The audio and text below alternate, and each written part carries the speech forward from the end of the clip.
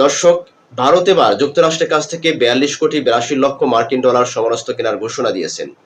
এখন প্রশ্ন হচ্ছে যে এই মুহূর্তে ভারত এত টাকার বা এত সমরাস্ত্র কেনার কেন ঘোষণা দিলেন যুক্তরাষ্ট্রের কাছ থেকে? চলুন আমরা এর পিছনের গল্পগুলো, একটু ইতিহাসগুলো জেনে নেই। দেখুন, জিওপলিটিক্যালি এখন পরিস্থিতি কিন্তু অনেকটাই চেঞ্জিং হয়ে যাচ্ছে। কারণ আগামী বিশ্ব কে শাসন করবে, কে ক্ষমতায় বসবে, কে নাম্বার ওয়ান পাওয়ারে চলে যাবে, এটার প্রতিযোগিতা শুরু হয়ে গেছে। এবং সেই অনুপাতে তাদের গ্রুপিং শুরু হয়ে গেছে, কে কোন গ্রুপে থাকবে, পাওয়ার ওয়ানে থাকবে না পাওয়ার টু এ থাকবে, এটাই নিয়ে জিওপলিটিক্যালি কিন্তু অনেক অ্যানালাইসিস যারা করে তারা কিন্তু ইতিমধ্যে সেটা নিয়ে গবেষণা শুরু করে দিয়েছে যে কোন কোন রাষ্ট্রগুলো নাম্বার ওয়ান পাওয়ারে আছে এবং কোন কোন রাষ্ট্রগুলো নাম্বার টু পাওয়ারে রয়েছে। দেখুন, যুক্তরাষ্ট্র দীর্ঘদিন যাবৎ তারা কিন্তু নাম্বার ওয়ান পাওয়ারে আছে, কিন্তু আগামীতে যুক্তরাষ্ট্রের পাওয়ার যে লেস হয়ে যাচ্ছে এবং চায়নার যে পাওয়ার ওয়ান পাওয়ারের দিকে যাচ্ছে, সেটা কিন্তু এখন আর বলতে কেউ দ্বিধাবোধ করবে না। দেখুন, ভারত কেন যুক্তরাষ্ট্রমুখী হচ্ছে, আমরা যদি ইতিহাসগুলো ঘেটে দেখি, কারণ ভারত উপমহাদেশের স্বাধীনতার পর থেকে তারা কিন্তু সমরাস্ত্রগুলো কিনে থাকে সাধারণত রাশিয়া থেকে। বিগ বাজেটে যত সমস্ত ভারতের যত সমস্ত সরঞ্জাম আছে বা সমরাস্ত্র অস্ত্রাদি আছে, সেই সমস্ত কিন্তু সবকিছুই রাশিয়া থেকে কিনে থাকে। কিন্তু হঠাৎ করে যুক্তরাষ্ট্রের কাছ থেকে কেনার একটা তো অবশ্যই রিজন আছে। দেখুন, অনেকদিন যাবৎ কিনে ডোনাল্ড ট্রাম্প কিন্তু এই ভারতকে কিন্তু বেশি বেশি করে চাপ দিচ্ছে যে তাদের কাছ থেকে সমরাস্ত্র কেনার জন্য। কিন্তু এতদিন পর্যন্ত মোদী সরকার কিন্তু সেটা ভ্রুক্ষেপ করেনি, কর্ণপাত করেনি। কিন্তু হয়তোবা এর উপর রাগ করেই যুক্তরাষ্ট্রের পক্ষ থেকে ভারতের উপর কিন্তু বিভিন্ন প্রতিষ্ঠানের উপরে, বিভিন্ন ব্যবসায়িক প্রতিষ্ঠানের উপরে কিন্তু নিষেধাজ্ঞা দিয়ে আসছে। যদিও যুক্তরাষ্ট্রের সাথে ভারতের মোটামুটি সামরিক চুক্তি বা অর্থনৈতিক চুক্তি, বাণিজ্যিক চুক্তি, একটা সুসম্পর্ক আছে, কিন্তু যুক্তরাষ্ট্রের সাথে সুসম্পর্ক থাকা সত্ত্বেও ভারতের উপর কিন্তু প্রতিনিয়ত বিভিন্ন নিষেধাজ্ঞা দিয়ে যায়। কারণ যখন ভারত উল্টো পথে হাঁটা শুরু করে দেয়, দেখেন রাশিয়ার সাথে যুক্তরাষ্ট্রের সাথে বৈরী সম্পর্ক, আবার রাশিয়ার সাথে ভারতের একটা সুসম্পর্ক আছে। এর কারণে হয়তো অনেক সময় দেখা যায় যুক্তরাষ্ট্রের পক্ষ থেকে ভারতের উপরে নিষেধাজ্ঞা দেওয়া হয়। কিন্তু যখন জিওপলিটিক্যালি ভারত কিন্তু অনেকটাই কোণঠাসা হয়ে যাচ্ছে, আজকে নাম্বার ওয়ান বা সুপার পাওয়ারের যে রাষ্ট্রটি আগামী দিনের নেতৃত্ব দিব বিশ্বকে, চীন, সেই রাষ্ট্রের সাথে কিন্তু ভারতের বৈরী সম্পর্ক, চিরশত্রু রাষ্ট্র। এবং পার্শ্ববর্তী আরেকটি পারমাণবিক অস্ত্রধার শক্তিশালী রাষ্ট্র পাকিস্তান, তার সাথে বর্তমান সম্পর্ক অনেক খারাপ যাচ্ছে এবং সীমান্ত উত্তেজনা ছড়িয়ে পড়ছে। এমত অবস্থায় ভারত কিন্তু কিছুটা কোণঠাসায় পড়ছে, কারণ তার পাশে যে প্রতিবেশী ছোট ছোট রাষ্ট্রগুলো আছে তাদের সাথেও কূটনৈতিক সম্পর্ক খারাপ। এখন মাঝখান থেকে ভারতের সম্পর্ক কার সাথে করলে, কোন অবস্থানে গেলে, তার কোন জোট করলে তার সম্পর্ক বা কূটনৈতিক সম্পর্কটা জোরদার করতে পারবে এবং সামরিক দিক দিয়ে শক্তিশালী হতে পারবে, সেই পথ কি কিন্তু ইতিমধ্যে ভারত সরকার কিন্তু হাত দিয়েছে। ইতিমধ্যে আমরা দেখতে পাচ্ছি যে ভারতের প্রধানমন্ত্রী নরেন্দ্র মোদী তিনি মধ্যপ্রাচ্যে তার কূটনৈতিক সম্পর্ক জোরদার করার জন্য তিনি মধ্যপ্রাচ্যে কিন্তু সফরে আছেন। সেখানে সংযুক্ত আরব আমিরাতের সাথে তিনি কিন্তু একটা চুক্তি স্বাক্ষরিত করেছেন এবং বিভিন্ন বিষয় নিয়ে এগুলো চুক্তি হয়েছে। বিশেষ করে সামরিক চুক্তির দিক দিয়ে তাদের যে ভূমিকা, সেটা অত্যন্ত চোখে দেখার মতো।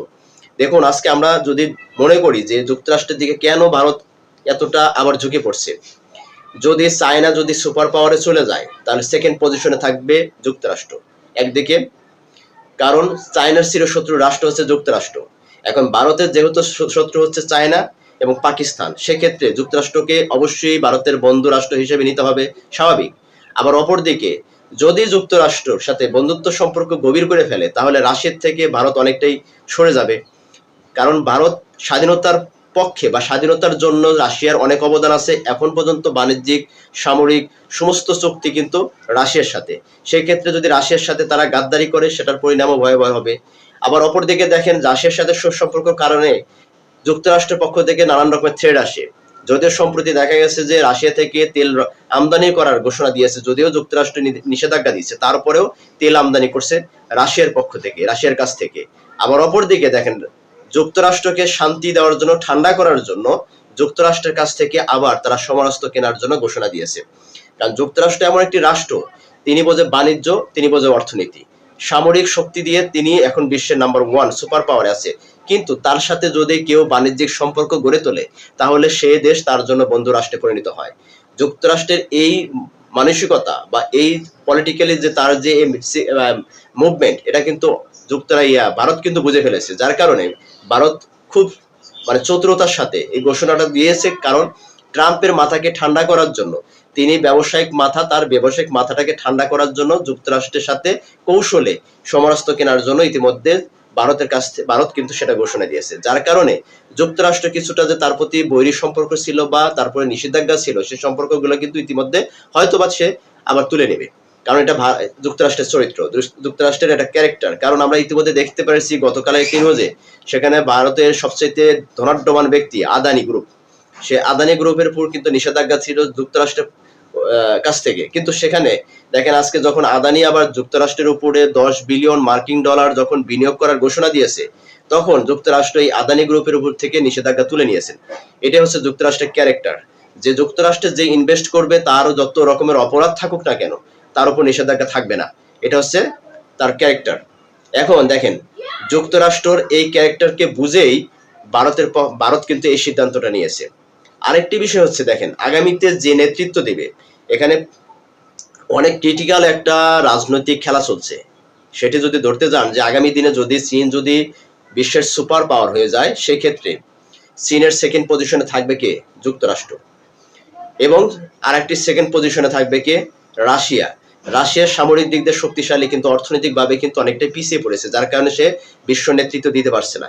একটা সময় যখন চীন ওয়ার্ল্ড নেতৃত্ব দিবে, ওয়ার্ল্ডের সুপার পাওয়ারে চলে আসবে, তখন রাশিয়ার সাথে কিছুটা তখন বৈরী সম্পর্ক হবে, এটাই স্বাভাবিক। কারণ দুইটা সুপার পাওয়ার কখনো এক পথে কিন্তু চলতে পারে না, দুটি সুপার পাওয়ার কিন্তু ভিন্ন পথেই যায়, এটাই স্বাভাবিক। তখন রাশিয়ার আবার পথটা হয়তোবা যুক্তরাষ্ট্রের সাথে কিছুটা হয়তো শীতল সম্পর্ক করতে পারে। দেখেন সম্পর্কটা কিভাবে গড়ে তুলছে ভারত, কিন্তু অনেক কৌশলী হয়েছে এখানে। যে আগামী দিনে যখন চীন যখন সুপার পাওয়ারে চলে যাবে, যদিও এখন চীনের সাথে রাশিয়ার সাথে একের মধুর সম্পর্ক, মাখামাখির সম্পর্ক, কিন্তু এই সম্পর্কটা যখন নাম্বার ওয়ানে চলে যাবে চীন, তখন চীনের নেতৃত্ব কিন্তু রাশিয়া মেনে নিতে ততটা কিন্তু স্বাচ্ছন্দ্য বোধ করবে না। সেই সময় সেকেন্ড পজিশনে থাকা যুক্তরাষ্ট্র, এই রাষ্ট্রের দিকে কিন্তু অনেক সুপার পাওয়ার বা অনেক যেগুলো বিশ্বের পরাশক্তি রাষ্ট্রগুলো, অনেক রাষ্ট্রগুলো কিন্তু যুক্তরাষ্ট্রের সাথে তখন বন্ধুত্ব সম্পর্ক গড়বে। তখন এই প্যানেলটা অর্থাৎ যুক্তরাষ্ট্রের সাথে যখন একটা সময় দেখা যাবে যে রাশিয়ার যে মন মালিন্য বা যুক্তরাষ্ট্রের সাথে রাশিয়ার একটা বৈরী সম্পর্ক আছে, সেই সম্পর্কটা একটা সময় হয়তো বা অনেকটা শীতল হয়ে যাবে। তখন ভারত কিন্তু এখানে একটা পজিশনে থাকবে, কারণ ভারতের সাথে রাশিয়ার একটা সুসম্পর্ক আছে এবং যুক্তরাষ্ট্রের সাথেও একটা সম্পর্ক আছে, যার কারণে এই যে চ্যানেলটা বা এই প্যানেলটা অনেকটাই তখন শক্তিশালী হবে। অপরদিকে চায়নার যে প্যানেল থাকবে, চায়নার পাকিস্তান থাকবে, পাকিস্তানের সাথে যুক্তরাষ্ট্রের সম্পর্ক আছে, এটা আমরা জানি। কিন্তু তখন পাকিস্তান কিন্তু অনেকটাই এখন চায়নামুখী হয়ে যাচ্ছে বা চায়নার উপর নির্ভরশীল হয়ে যাচ্ছে। যদিও কৌশলে সে যুক্তরাষ্ট্রের সাথে থাকার চেষ্টা করছে, বা যুক্তরাষ্ট্রীয় এখনো পাকিস্তানের সরকারকে বিভিন্নভাবে নিয়ন্ত্রণ করে, তারপরেও কিন্তু পাকিস্তান কৌশলে কিন্তু চায়নার সাথে তাদের বন্ধুত্ব সম্পর্ক আছে। অপরদিকে পাকিস্তানের সাথে মধ্যপ্রাচ্যের কিন্তু রাষ্ট্রগুলোর সম্পর্ক আছে, যার কারণে অনেক দিক দিয়েই এখন কিন্তু ভারতের সাথে পাকিস্তানের কূটনৈতিক সম্পর্কগুলো ভালো, শক্তিশালী। কিন্তু ভবিষ্যতে এই শক্তিশালী দুটি পরাশক্তি রাষ্ট্রকে উপেক্ষা করে ভারতকে এগিয়ে যেতে হবে যে প্যানেলে, সেই প্যানেলটাই এখন ভারত সরকার কিন্তু সেটা খোঁজার চেষ্টা করতেছে। ইতিমধ্যে তারা মধ্যপ্রাচ্যের যে সম্পর্কগুলো, সেগুলো তারা কিন্তু জোরদার করার চেষ্টা করছে। যুক্তরাষ্ট্র এবং রাশিয়ার সাথে বন্ধুত্ব সম্পর্ক ব্যালেন্সিং এর মাধ্যমে তারা কিন্তু সম্পর্কটা বজায় রাখার চেষ্টা করতেছে, কারণ চীনের সাথে তাদের কোনোদিনই সম্পর্ক ভালো হবে না, এটা ভারত ভালো করে জানে। পাকিস্তানের সাথে তাদের সুসম্পর্ক গড়বে না, এটাও ভারত ভালো করে জানে। তাহলে ভারতকে মাঝখান থেকে টিকে থাকতে হলে তাকে পৃথিবীর দ্বিতীয় যে অবস্থানে থাকা শক্তিশালী রাষ্ট্রগুলো আছে, তাদের সাথে তাদের বন্ধুত্ব গড়ে তুলতে হবে। আর ভারত ঠিক সেই পন্থাটাই অবলম্বন করছে বর্তমান। দর্শক, আপনারা কি মনে করছেন আমি জানি না, তবে আমার এই ক্ষুদ্র বিশ্লেষণ আমি মনে করি এখন ভারত অত্যন্ত কৌশলের সাথে চীন এবং পাকিস্তানকে উপেক্ষা করে এই যে যুক্তরাষ্ট্র এবং রাশিয়ার দুইটা পরাশক্তি রাষ্ট্রের, তাদের সাথে ব্যালেন্সিং করে তাদের সাথে সুসম্পর্ক গড়ে তোলার চেষ্টা করছে। একদিকে রাশিয়ার সাথে সে বাণিজ্য সম্পর্ক রাখবে, অপরদিকে যুক্তরাষ্ট্রের সাথে সে বাণিজ্যের সম্পর্ক রাখবে। এমন একটা সম্পর্ক রাখবে, দুই পক্ষের সাথে তাদের একটা সম্পর্ক থাকবে। যেমন পাকিস্তান যেটা করছে, যুক্তরাষ্ট্রের সাথে তাদের কৌশলগত সম্পর্ক আছে এবং চীনের সাথে তাদের কৌশলগত সম্পর্ক আছে। ঠিক এই একই পন্থা ভারত সরকার এখন বর্তমানে করার চেষ্টা করতেছে রাশিয়া এবং যুক্তরাষ্ট্র কেন্দ্রিক।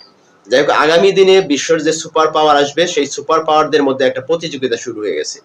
এই প্রতিযোগিতার ফলে সেকেন্ড পজিশন, থার্ড পজিশনে যে সমস্ত রাষ্ট্রগুলো আছে, তারা কিন্তু অত্যন্ত কৌশলী হয়েছে এবং তাদের কূটনৈতিক যে অ্যানালিস্ট যারা আছে, অ্যানালিস্ট করে যারা রাজনীতি বিশ্লেষণ করে, সেই সমস্ত বিশ্লেষকরা নানান রকমের পরামর্শ দিচ্ছে এবং এই পরামর্শক্রমে তারা কিন্তু এই সমস্ত কূটনীতিক মানে সম্পর্কগুলো জোরদার করার চেষ্টা করছে বিভিন্ন রাষ্ট্রের সাথে। ভারতের সেই পথ কিন্তু ইতিমধ্যে আমরা দেখতে পাচ্ছি যে ভারতের আগামী দিনে কাদের নেতৃত্বে বা কাদের সাথে বন্ধুত্ব করলে ভারত শক্তিশালী হতে পারবে বিশ্বের একটি পরাশক্তি রাষ্ট্র হিসেবে, সেই পথ ধরে কিন্তু হাঁটা ইতিমধ্যে চলা শুরু করে দিয়েছে। কারণ আমরা জানি যে খুব শীঘ্রই হয়তো এই দক্ষিণ এশীয় মানে দক্ষিণ পূর্ব এশীয় অঞ্চলে হয়তো বা কোনো না কোনো রাষ্ট্রের সাথে ভারতের যুদ্ধ বেঁধে যাবে, এটাই স্বাভাবিক। যেভাবে মানে পার্শ্ববর্তী দেশগুলোর সাথে তাদের যে সীমান্ত উত্তেজনা ছড়িয়ে পড়ছে, এই সীমান্ত উত্তেজনা থেকে দেখবেন যে একটা রাষ্ট্রের সাথে ভয়াবহ যুদ্ধে জড়িয়ে যেতে পারে। তখন অবশ্যই ভারতের কোনো বন্ধু রাষ্ট্র দরকার, আর সেই বন্ধু রাষ্ট্র খোঁজার জন্য ইতিমধ্যে ভারত সরকার বিভিন্নভাবে মধ্যপ্রাচ্য থেকে শুরু করে ইউরোপ কান্ট্রিগুলো থেকে শুরু করে বিভিন্ন রাষ্ট্রের সাথে তারা বন্ধুত্ব সম্পর্ক গড়ে তোলার জন্য ব্যাপকভাবে তৎপরতা শুরু করে দিয়েছে। দর্শক, আপনাদের কি মনে হচ্ছে যে আগামী দিনে নাম্বার সুপার ওয়ান পাওয়ার যে যাবে সেই পাওয়ারের রাষ্ট্রের সাথে ভারত থাকবে, না সেকেন্ড পজিশনের সাথে থাকবে, অথবা যে বর্তমানে যে তার কৌশল যেগুলো আমি বলার চেষ্টা করলাম, এই কৌশলগুলো ভারতের জন্য কতটুকু কার্যকরী হবে বা কতটুকু ভারতের জন্য ভবিষ্যতে ভালো হবে না মন্দ হবে, সেটা অবশ্যই মতামতগুলো আপনারা কমেন্টসের মাধ্যমে জানিয়ে দিবেন। আর আমার এই ক্ষুদ্র জ্ঞানের ক্ষুদ্রভাবে আমি বিশ্লেষণ করলাম, আমার বিশ্লেষণ সম্পর্কে যদি আপনাদের কোনো মতামত থাকে অবশ্যই কমেন্টসে জানা দেবেন। আরেকটি বিষয় হচ্ছে, চ্যানেলে যদি নতুন হয়ে থাকেন তাহলে অবশ্যই চ্যানেলটাকে সাবস্ক্রাইব করে পাশে থাকা বেল আইকন চেপে রাখবেন পরবর্তী কোনো ভিডিও নিয়ে কথা বলার জন্য, কথা জানার জন্য। অবশ্যই সবাই ভালো থাকবেন, যার যার অবস্থান থেকে নিজেদের প্রতি যত্ন নেবেন, খেয়াল রাখবেন। আল্লাহ হাফেজ। আসসালামু আলাইকুম ওয়া রাহমাতুল্লাহি ওয়া বারাকাতুহু।